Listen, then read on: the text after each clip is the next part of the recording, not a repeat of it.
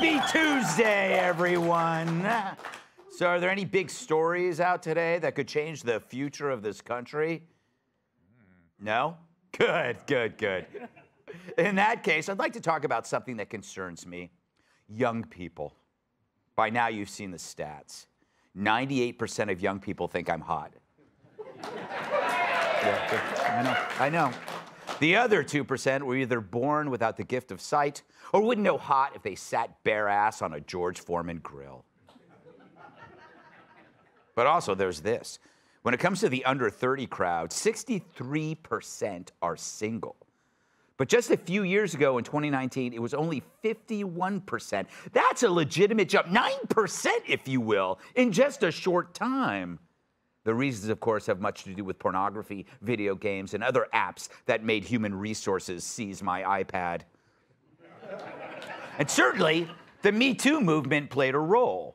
It's easier to avoid intimate connections altogether than risk being accused of God knows what. So what you're left with is a dating pool so shallow, even Dana Perino couldn't drown in it.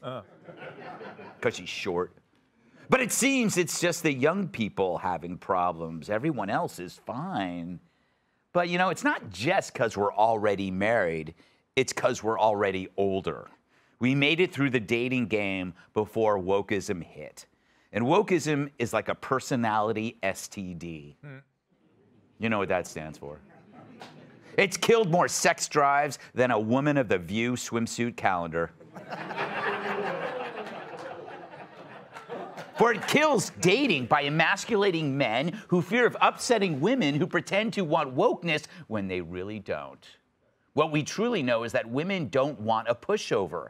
And wokeness is being a pushover on steroids, and not the fun kind. It's the kind they gave grandma to treat her rheumatism. Wokeism fails men because it makes them look backward, not forward, to disown your past, instead of anticipate and get psyched for the future. And there's nothing sexy about a man weeping over his white privilege. It's why men hate therapy. Look ahead, not back. After all, there's a reason boys pick science fiction over Jane Austen. And there's a reason Elon Musk is more interesting than Seth Meyers. For one, who is Seth Meyers? Gotta ask my writers this. Elon is a perfect example of looking ahead and don't look back. The men who do the reverse become speed bumps in your road to success. So, do woke men exist beyond the media? I said it before, the only woke men were successful before they were woke. Hell, even Admiral Levine was Pennsylvania's health secretary before he turned in his pants for a girdle. Now he's a she, just so you know. We've seen the toll it takes on the rest. He used to host something called The Man Show. It was crude and funny. But today, if his estrogen levels were any higher, he'd be lactating. Think about the few successful dudes who spew woke BS now. A decade ago, were they saying that crap back then? No, they were trying to be successful. And you can't do that with a woke mindset. This is true in romance as well. And this has girls wondering, where the hell are the men? They've become soft, sad, and ashamed that they have testicles. Unless, of course, they're under a dress. Women see a dude in a futurist female t-shirt, and it makes them drier than Nancy Pelosi hiking through the Mojave Desert. Terrible. This leaves men confused. I thought you wanted this new improved male. Well, while it was new, it wasn't improved. It was a degradation of manliness. Chemical-free castration, if you will. So women are stuck with what their gender warriors asked for, a generation of guys who couldn't change a tire or enjoy a beer that doesn't have hints of pumpkin spice in it. Women might go to a protest with a woke agitator, but end up attracted to the cop. That's because the cop never made them wonder, is this your bra or mine? So they're skipping the generation of men altogether for something else. And who's that? Old farts. Yeah. A guy who needs Viagra more than he needs Adderall. And the stats back it up. One recent study found that women in their 20s match with people the farthest out from their age range. And not just men named DiCaprio. 56% of women prefer dating older men. And why do you think that is? Of course, it could be the maturity, or it could just be the wealth. But if you're a 25-year-old woman, would you prefer a 25-year-old male who spends his time trying to cancel other people online, or an older guy who looks out for himself? Let me put it another way. Would you prefer a guy who spanks it all day, or a guy who spanks you all night? Terrible. Yeah, you're disgusting. Somewhere there's a 25-year-old woman watching this and saying, Greg, you've just described my whole approach to dating. Hopefully her name isn't Frank and she doesn't have a penis.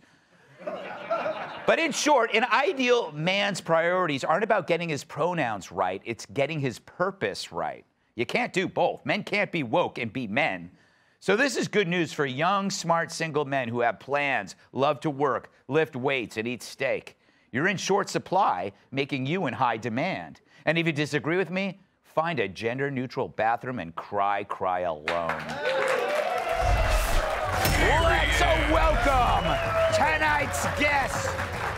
Good thing he's a doctor, because he's got one hell of a sick body. Host of Ask Dr. Drew, Dr. Drew Pinsky. He's here because he thought Dr. Drew could get him penicillin. Comedian and co-host of the Jim Norton and Sam Roberts Show on SiriusXM, Jim Norton. After 30 years in TV, she describes tonight's show as, you guessed it, a low point. Former Fox News anchor, author of the book Write Your Own Story, Patty Ann Brown. And finally, she's like a cold spring day, 38 in Chile. Fox News contributor, Kat Tiff.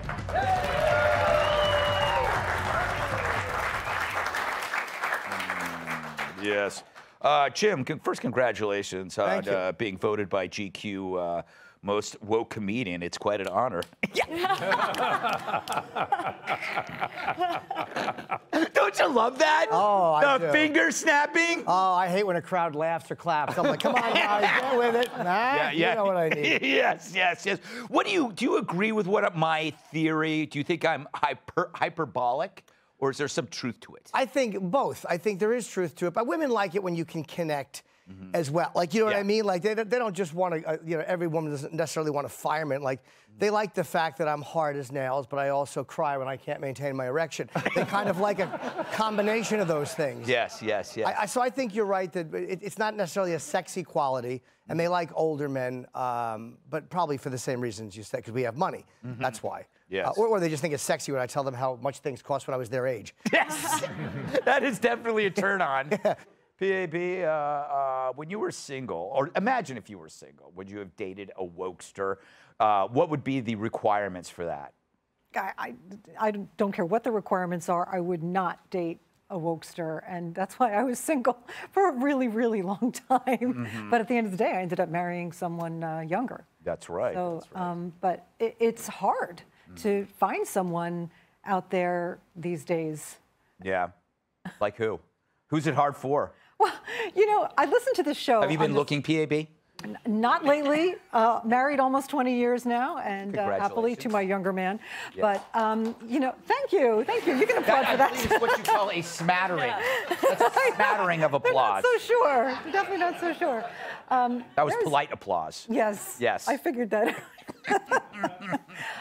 There's a radio segment on this local radio station called Blown Off, and I'm addicted to it. And it's just a guy or a girl calls in and says, I went on one date, or I've dated somebody for several months, and now they blew me off, and I don't know why. And they get the person on the phone, and it's always something really obvious that the person somehow didn't realize, because I think one of the big problems is that people don't know how to interact in person anymore. They don't know how to go on a date. They do obviously stupid things because they get their social norms from reality TV and social media and TikTok, and they have no idea how to behave in public. That's a great point. That is a great point. They're inarticulate because they're better used to just dealing in an abstract environment like online. It probably is Dr. Drew's fault. Could be. Because you've exploited reality TV. Oh, I'm kidding. But her point is well taken. But I'll tell you what, I've been talking to young people for decades, right? Yeah. So I sort of hear things before they get into the sort of data sets. And again, so this is all very anecdotal, but what I'm hearing lately is, A, they're definitely, the wind is out of the sails. They're involved with their pornography. And B, they're afraid of being seen as predatory. Relationships are hard. They have no practice in working on them and navigating them. They'd rather just sit with their porn. And I'm starting to hear about prostitution use. First time in my career, I'm hearing young men report spontaneously that this is something they're doing. So that's a transaction that they can trust, because when money passes hands, it's implicitly trustworthy. They're not going to get accused of anything. Yeah, it's very sad, and we really need to encourage people to meet in flesh, in person. Just the healthiness of spending time with other humans has been lost by social media. So there's a lot going on, and I'm arguing it's a choice these young men are pulling away. It's not just the porn that's taking the wind out of their sails. They're choosing because they don't know how to navigate relationships. Maybe this is an evolution. Maybe this is a positive thing. Maybe this whole Adam and Eve stuff was just a wasted time, right? No. It's easier to, if you like that dopamine drip you get from porn, like when you're zoned out in front of the computer watching porn, you can just kind of give yourself that drug for hours. That's right. And a date, you get dinner and all that nonsense. I mean, more expensive too. More expensive, yeah. And it's it's just easier to give yourself that drug. Yeah. Prostitution, that definitely is something. I'm surprised that young people haven't talked to you about that. But if you'd like to hear an older guy talk to you about it, I can. Here we are. I'm surprised you would need to pay for sex, Jim. You've never seen me nude, Greg. Thank you. I don't think it's a surprise, Kat. Before you were married, and you're happily married, that you dated a lot of losers. I mean, it's not a joke. We could go through. We'd spend hours discussing the amount of dirt bags and no good failures. She and I have. We have. Yeah. That's true. Yeah. Do you think this is? Do you think that Dr. Drew's making a good point about these other things, or is it really they just can't communicate?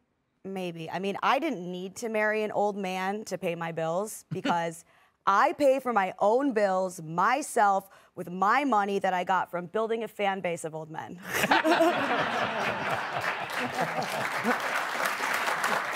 That's beautiful. And I love you. I love you guys. Don't you? Yes, you. I'm talking about you. Don't you forget it. They're going to think you're talking to them. No matter what your wife says. I am talking to them. I think that there's something to what you're saying, too, because my husband is by far the most conservative man that I ever dated. He's more conservative than I am, and I went through with it. I married him. Yeah. So I didn't know that that's what I was looking for, but apparently I must have been. Yep. There you go. There's your answer. That's science, right? That's anecdotes. No, that was actual science. Oh, science. Okay, yes, yeah, that's what I meant. Yes. Do you think dating apps play a role? Of course. In the sense but here's what the dating app show is that 10% of the people are having lots of sex and everyone else is out of luck. Exactly. Yeah. They go to the same top 10% or 5%. Yep. Interesting. I've done poorly on dating apps. What? I know. Because I show up and they're like, that's not your picture. I'm like, so what? I'm funny. The problem with the dating apps is it eliminates the possibility for somebody with an interesting personality to convince a woman that you're worth taking a risk on, even though you don't look like, me. And it makes everybody disposable. Yeah. Everybody's disposable. How many people start out like, oh my God, I hated their guts at first, and then we got to know each other, and then we started dating, and now we're married, as opposed to I saw this person, they said one thing. I had a woman tell me once that she was a vegan. I went, oh, do you eat fish? She blocked me.